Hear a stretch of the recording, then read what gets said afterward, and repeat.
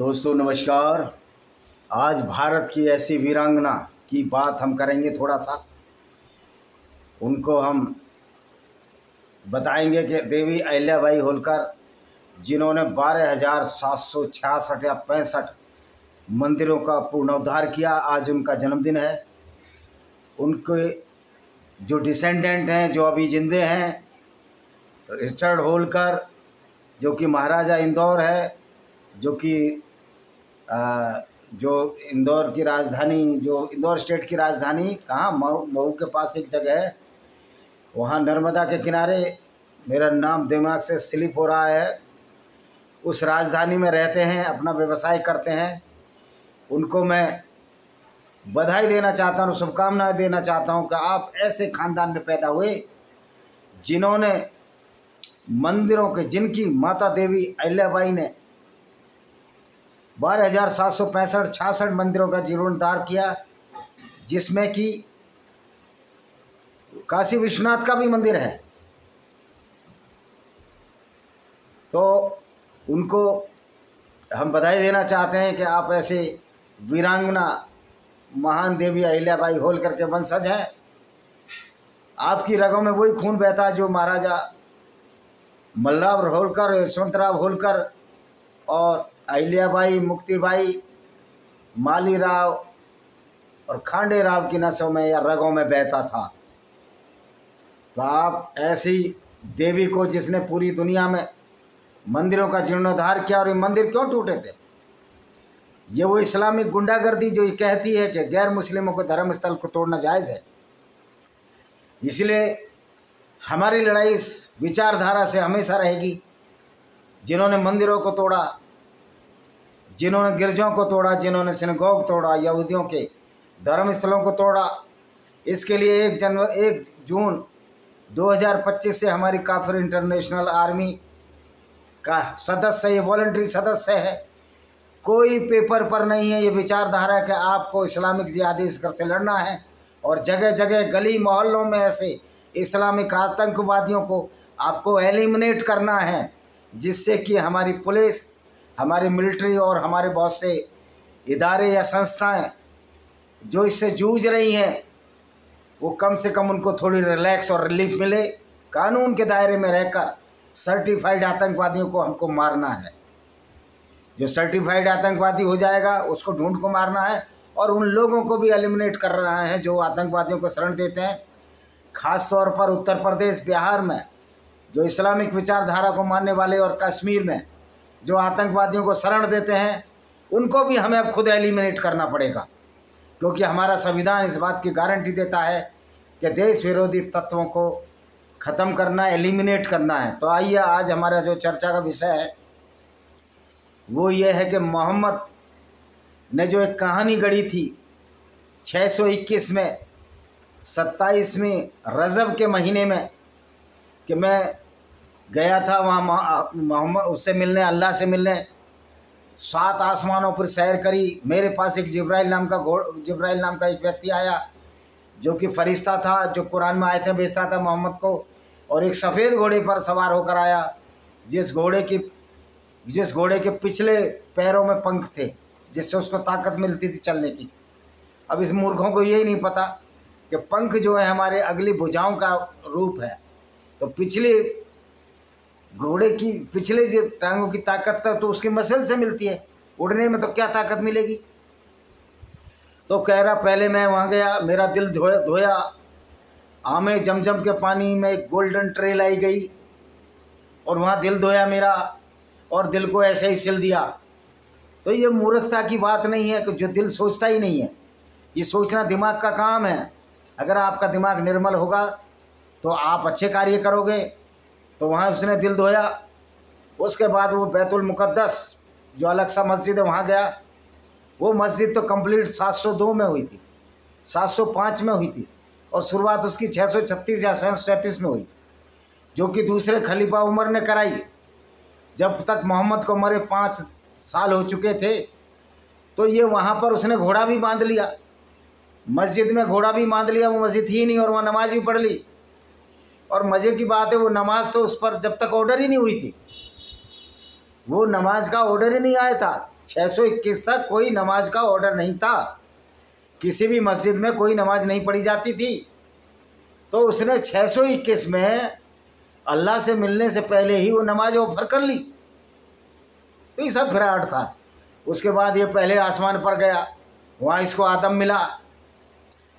फिर आदम ने पूछा कि तुम कौन हो? उनने कहा मैं मोहम्मद हूँ। फिर दूसरे आसमान पर इसको याहिया मिला, जिसको कि जॉन कहते हैं, और ईसा मिले, जो जीसस को इन्होंने ईसा बनाया था। फिर तीसरे आसमान पर इद्रिस मिला, चौथे पर इब्राहिम, चौथे पर फिर यूसुफ मिला। इस तरह करते करते करते छठे आसमान पर इसको मूसा मिला, साथ में भी इब्राहिम मिला, और इब्राहिम को इसने सिजदा किया, वो फादर था इसका, उसको इज्जत दी। लेकिन मोहम्मद ने कभी अपने माँ बाप को इज्जत दी? जब उससे पूछा गया कि आपके माँ बाप तो मुसलमान नहीं थे तो क्या होगा, ये इनकी हदीसों में जो इनके एक ने पूछा, तो उन्होंने कहा मेरे माँ बाप भी नरक में जाएंगे, और जो पूछ रहा था तुम्हारे माँ बाप भी नरक में जाएंगे। जो अपने माता पिता की इज्जत नहीं कर सका सिर्फ अपने फ़ायदे के लिए, इससे कोई ज़्यादा स्वार्थी व्यक्ति नहीं था। फिर वहाँ पर मूसा ने कहा कि तुमको क्या ऑर्डर मिला है? कह रहा मेरे को अल्लाह ने 100 नमाजें बख्शी हैं, 100 नमाज पढ़ो 24 घंटे में, 30 मिनट 40 मिनट अब धोने में लग जाएंगे। तो क्या अल्लाह इतना मूर्ख था? उसको पता नहीं था कि 100 नमाज 24 घंटे में कैसे पढ़ेंगे, कितनी नमाज पढ़ेंगे? अगर एक मिनट की कोई नमाज होती है, 3-4 मिनट तो हाथ धोने, वजू करने में, रुकू में, जो नमाज का अंग है, फिर नमाज पढ़ने तो रुकू में, फिर पलैंडी ऊपर करने में, फिर नीचे करने में, एक काल्पनिक अल्लाह के नाम पर, तो कितने घंटे लगते? 50 घंटे लगते। अगर आधा घंटा भी लगा लो एक नमाज में पूरा खर्च होने में, वजू से लेकर आखिरी तक, तो भाई फिर उन्होंने कहा, मोसेस ज़्यादा समझदार था अल्लाह से। मूसा ने कहा नहीं, 100 नमाज नहीं पढ़ सकते, क्योंकि बनी इजराइल जो मेरे यहूदी और दोस्त थे वो भी 100 बार ऑफर नहीं कर सके नमाज। इसका मतलब मोहम्मद ने नमाज भी यहूदियों से चोरी किया, और सारे के सारे जो पैगंबर हैं जिनका नाम मैंने बताया, इब्राहिम को इन्होंने इब्राहिम बनाया, याहिया जॉन को याहिया बनाया, और जीसस को ईसा बना लिया। आदम को आदम बनाया इन्होंने, पहले आदम से मिला था, फिर इब्राहिम से मिला, इब्राहिम बनाया। इसी तरह सारे मोहम्मद ने सारे प्रॉफिट इनसे चुरा लिए, और लास्ट में अल्लाह, फिर मूसा ने कहा नहीं ये 50 ज़्यादा है, तो फिर 10 कम कर दी, फिर भी ज़्यादा है, फिर 10 ने 50 कर दी थी, आधी कर दी। फिर दूसरी बार गया ये 50 भी ज़्यादा है, फिर 10 कर दी। यानी मूसा बार बार भेजता रहा, लेकिन अल्लाह के अज्ञानी अल्लाह मूर्ख को ये नहीं पता लगा कि लास्ट में क्या नमाज है। तो लास्ट में 2-3 बार जब गया तो 5 उनको कह दिया कि 5 नमाज हैं, आप ये पढ़ो। तो अल्लाह कितना अज्ञानी था। और मज़े की बात है, जो प्रॉफिट था, जिसको लेने खुद जिब्रील आया था, बार बार इससे पूछा जाता था तुम्हारे साथ क्यों है। चौकीदारों को मालूम नहीं था, जब अल्लाह ने उसको लेने के लिए भेजा था तो अल्लाह ने कोई सर्कुलर जारी नहीं किया था कि पहले आसमान पर जो आदम के चौकीदार होंगे, पहरेदार होंगे, एक सर्कुलर नहीं भेजा जैसे सरकारी डिपार्टमेंट में भेजा जाता है कि मैं जिब्राइल को भेज रहा हूँ सफ़ेद घोड़े पर, बुर्राक नाम का घोड़ा जो कहीं है ही नहीं, जिसका कोई वर्णन नहीं है, साइंस में तो है नहीं भाई, ये तो झूठ है। तो ये सारा सर्कुलर जारी नहीं किया अल्लाह ने कि वहाँ इनसे कोई ना पूछे ही मोहम्मद है। मोहम्मद की शक्ल का कोई स्केच नहीं जारी किया अल्लाह ने, क्योंकि अल्लाह तो सब कुछ कर सकता है। ये सारी कहानी फ्रॉड मोहम्मद ने खुद बनाई थी 5 नमाजों की। तो हुआ क्या था, उस दिन ये उम्मा हानी, जो कि फ़कीता जिसका सही नाम था, जो कि मोहम्मद के जन्म के 1 साल बाद पैदा हुई थी, 571 वर्ष में AD में पैदा हुई थी, और जिसका पति जो एक यहूदी था, जबकि अबू बिन तालिब जो मोहम्मद का चाचा था, उसने कहा, मोहम्मद ने कहा 25 साल की उम्र में ये फ़कीता का हाथ मुझे दे दो, मैं इसको अपनी पत्नी बनाना चाहता हूँ। उसने कहा नहीं, वो जो कवि है जो यहूदी है, मैंने उसको पहले ही तय वादा किया कि मैं उसको दूंगा कि यानी मोहम्मद अबू तालिब इसका चाचा इसको लड़की नहीं देना चाहता था। इनडायरेक्ट में वो जानता था कि ये कुछ कमाता धमाता नहीं और फालतू की बातों में लगा रहता है। जब ये 25 साल का था तब तो ये मुसलमान भी नहीं था। तो लेकिन उम्मा हानी इसको प्यार करती थी। जब इसका पति रबिया भाग गया नजरान जो कि ईसाई शहर था, तो ऑटोमेटिक उसकी शादी टूट गई। और फिर मोहम्मद वो अकेली रहा करती थी मदीना में। मोहम्मद उम्मा हानी जिसको फ़कीता कहते हैं, जो कि अली की बहन थी और अली इनका दामाद भी था मोहम्मद का, यानी कि अपने दामाद की बहन, अली इनका चचेरा भाई भी था। उसके पास गया, वहाँ रात गुजारी और इसको वहाँ अस्त्र वस्त्र, यह हदीसों में है, उसके नितंग खले हुए थे, वो नंगा पड़ा हुआ था और ये आंखें मलते हुए उम्मा हानी के घर से, फ़कीता के घर से बाहर निकला। फ़कीता ने इसको कहा कि ये मत बताना। फ़कीता ने कहा कि ये बिल्कुल किसी को ना बताना कि तुम यहाँ आए हो, और कोई झूठी कहानी भी ना गढ़ना, क्योंकि मोहम्मद ने कहा मैं ये कहानी गढ़ दूंगा जो मैंने तुम्हें सुनाई कि मैं अल्लाह से मिलने गया, पहला आसमान आदम मिला, दूसरे आसमान पर जोसेफ या याहिया, जोसेफ नहीं, जॉन और जीसस मिले, तीसरे पर जोसेफ मिला जिसको यूसुफ कहते हैं, चौथे पर इद्रिस मिला, पांचवें पर मूसा और छठे पर मूसा मिले थे, पांचवें में एक इनको और कोई मिला, उसका नाम मेरे दिमाग से स्लिप हो गया। ये कहानी सुना दूंगा और कह दूंगा मुझे अल्लाह लेने आया था, अल्लाह का घोड़ा। तो उम्मा हानी फ़कीता ने उनको ताकीद किया कि तुम ये भी मत बताना, अगर ये कहानी सुनाओगे लोग तुम्हारा मजाक बनाएंगे और धड़ाधड़ लोग इस्लाम छोड़ देंगे। तो फ़कीता के मोहम्मद से अवैध संबंध थे या बन गए थे जब वो अकेली रहती थी, अक्सर उसके घर जाता रहता था। लेकिन एक दिन ये रात के अंधेरे में जब बिना बताए किसी को गायब हो गया, ये काबा में, मक्का जो मस्जिद है वहाँ सोता था, उसके आसपास सोता था, जब ये वहाँ से गायब हो गया तो लोग इसे ढूंढने लगे, भाई ये मोहम्मद कहाँ चला गया, मोहम्मद कहाँ चला गया। तो ये मियाँ आंखें मलते हुए उम्मा हानी यानी कि फ़कीता बिनते तालिब के घर से निकले, फ़कीता बिनते तालिब के घर से निकला, जो इनके सगे चाचा अबू तालिब की लड़की थी। और मज़े की बात है, जब तक अबू तालिब भी मर गए थे और इनकी पहली पत्नी खदीजा बिन खुवैलिद जो ईसाई थी वो भी मर गई थी।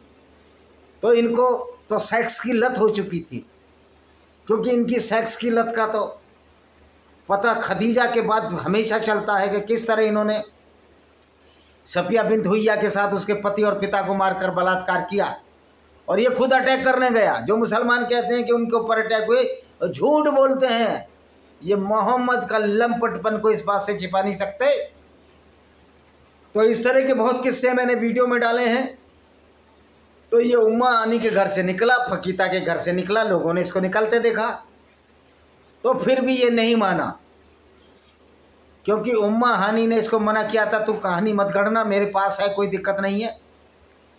और इनके अवैध संबंध थे, पूरी दुनिया को मालूम था, जग जाहिर थे। ये काम वासना के अंधे उम्मा हानी के घर गया और उसको छिपाने के लिए, क्योंकि तब तक ये अपने आप को कुछ बड़ा करने की सोच रहा था, बदनामी ना हो।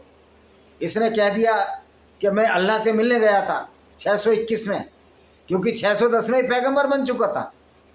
इसको एक झूठा फ्रॉड कहानी जो इसने बताई, जिब्रील फरिश्ता आता था और जिब्रील फरिश्ता ने इसको कहा, पहला कागज़ लाया, इसको पढ़। मोहम्मद ने कहा मैं पढ़ना नहीं जानता। अब अल्लाह की मूर्खता फिर सामने आई, क्या अल्लाह को पता नहीं था मोहम्मद पढ़ना नहीं जानता? फिर बार बार अल्लाह का भेजा फरिश्ता, ये क्यों कह रहा है मोहम्मद इसको पढ़, क्या लिखा है? उसने कहा मैं पढ़ना नहीं जानता। तो ऐसा अल्लाह, ऐसा अज्ञानी पृथ्वी बनाता है, लेकिन पृथ्वी की रचना और उसकी गति का नहीं मानूं? आदमी भेजता है, घोड़े भेजता है जिब्राइल को, जाओ मोहम्मद को बुला के लाओ, मिलना है हमसे, लेकिन कोई सर्कुलर जारी नहीं किया। हर बार बेचारे से मोहम्मद से पूछा जाता था कि भाई आप ये तुम्हारे साथ कौन है? जिब्रील से। जिब्रील बोलता था मोहम्मद है, फिर बुला लेते थे। और मूसा तो रोने लगा। इस हदीस के अनुसार मूसा रोने लगा कि तुम वो अच्छे व्यक्ति हो जिसके साथ सारे लोग जन्नत में जाएंगे, स्वर्ग में जाएंगे, जो तुमको मानेंगे। यानी कि वो अच्छा व्यक्ति है जो पूरी ज़िंदगी काफिले लूटता रहा, पूरी ज़िंदगी औरतों से बलात्कार करता रहा। यानी कि किस तरह इसके अंदर जो इनर कॉन्शियस था उसको कचोटता रहा होगा कि मैं क्राइम कर रहा हूँ, तो ये कहानी गढ़ ली। यानी कि वो रहने वाला, ख्वाबों में रहने वाला था, अपनी गलती को अल्लाह के नाम पर करता कर गया, एक काल्पनिक अल्लाह के नाम पर लोगों को बेवकूफ़ बनाता गया। इसको नार्सिज्म का रोग कहते हैं, आत्ममुक्ता का रोग कहते हैं। क्योंकि मोहम्मद सर्टिफाइड रूप से, मानसिक रूप से स्वस्थ व्यक्ति नहीं थे। इसका जिक्र अली सीना, जो एक्स मुस्लिम ईरान के हैं, जो अब अमेरिका या बाहर कहीं रहते हैं, उन्होंने अपनी किताब अंडरस्टैंडिंग द मोहम्मद में लिखा है, और मैंने वीडियो डाली है, आप देख लीजिए उसमें। तो ये उम्मा हानी के घर से निकला। जब इसको उम्मा हानी के घर में पाया तो ये नंग धड़ंग अवस्था में थे, कपड़े खुले हुए थे। लोगों ने इसको पकड़ लिया कि लोग तो इसको ढूंढ रहे थे मक्का में कि मोहम्मद कहाँ गायब हो गया। क्योंकि जब इसके चाचा भी मर चुके थे तो इनके भतीजे भाइयों ने इसको ढूंढा होगा। लेकिन वहाँ जब इस हालत में देखा, वे नंग धड़ंग था, तो नंग धड़ंग किसी ने इसको इंटरकोर्स करते तो नहीं देखा, लेकिन कपड़े अस्त व्यस्त थे। तो इसने मुराज की यात्रा की ये कहानी गढ़ ली। था अपनी चचेरी बहन उम्मा हानी, या जिसको फ़कीता भी कहते हैं, उसके घर में था और ये कहानी गढ़ ली। और फ़कीता भी बाद में नजरान में भाग गई थी। जब मुसलमानों का अटैक हुआ तो नजरान भाग गई थी। मोहम्मद ने उससे शादी करने के लिए दोबारा कहा, तो उसने कहा मेरे बच्चे बड़े हो चुके हैं, मैं शादी नहीं करूँगी। लेकिन जब फ़कीता का पति भाग गया तो मोहम्मद से पेशकश की शादी की, तब मोहम्मद ने उसको इनकार कर दिया, क्योंकि तब उसके पास बहुत सारी बीवियाँ और लूट का माल आ चुका था। तो ये था किस्सा मेराज की यात्रा का, जो झूठ पर झूठ बोलता गया। और मज़े की बात है, हर व्यक्ति कह रहा है मोहम्मद है, मोहम्मद है, तो मोहम्मद बताने की क्या जरूरत थी? जिब्रील को बता देना चाहिए था, एक सर्कुलर जारी करने चाहिए कि मोहम्मद की यात्रा होगी। और मोसेस रोने लगा, मोसेस रोने लगा कि भाई मेरे जो इनकी कौम है जो मोहम्मद के पीछे लगेगी वो जन्नत में जाएगी। ये सारी कहानी गढ़ी हुई थी। मोजिस तो मोहम्मद को जानता भी नहीं होगा, क्योंकि मोजिस तो बहुत पहले ख़त्म हो गया था। आदम और हव्वा की कहानी तो नकली कहानियां हैं, ये कोई एक दुनिया आदम हव्वा से और 6 दिन में नहीं बनी। तो ये सारी माइथोलॉजी है, मोहम्मद उनसे कभी नहीं मिला होगा, क्योंकि ऐसे कैरेक्टर पैदा हुए भी नहीं। इस पर भी संशय है। जो कहते हैं कि इस्लाम करोड़ों अरबों साल से है, तो आज का जो मानव जिस रूप में बैठा हूँ, जिसको होमो सेपियंस कहते हैं, वो तो 2.5 लाख वर्ष पूर्व पैदा हुआ है। और वो भी साउथ अफ्रीका में डेवलप हुआ, अफ्रीका के पूर्वी तट पर। साउथ अफ्रीका एक देश है और अफ्रीका पूरा महाद्वीप है, और बाद में जगह जगह माइग्रेट हुए हैं।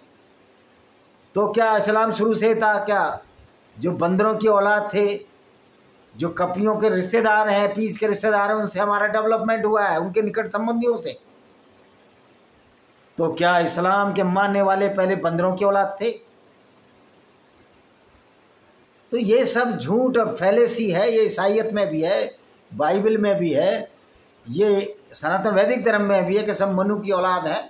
ये फैलेसी है, ये मिथ है। लेकिन जब वो मिथ दूसरों को कत्ल करने पर आमादा हो जाए, झूठे अल्लाह के नाम पर झूठी यात्राएं कर डाले, और अल्लाह उसको आदेश दे, जिब्रील के नाम से एक फरिश्ता बनाया जो गैब्रियल था यहूदियों का, और कत्ल करने लगे, तो इस इंसैनिटी का, इस पागलपन का तो जवाब देना होगा। हमने बता दिया अल्लाह नाम कोई चीज़ नहीं है, इसलिए कोई डरने की जरूरत नहीं, कोई अल्लाह इनकी मदद करने वाला नहीं है। सवाल यह है कि अब इस सरतन से जुदा किनारे को हम चलने नहीं देंगे। 1 जून से कमर कस लो 2025 से, जो भी इस्लामिक आतंकवाद फैलाए उसको पब्लिक खुद एलिमिनेट करे, उसको वहीं पहुंचाए जहाँ वो चाहता है।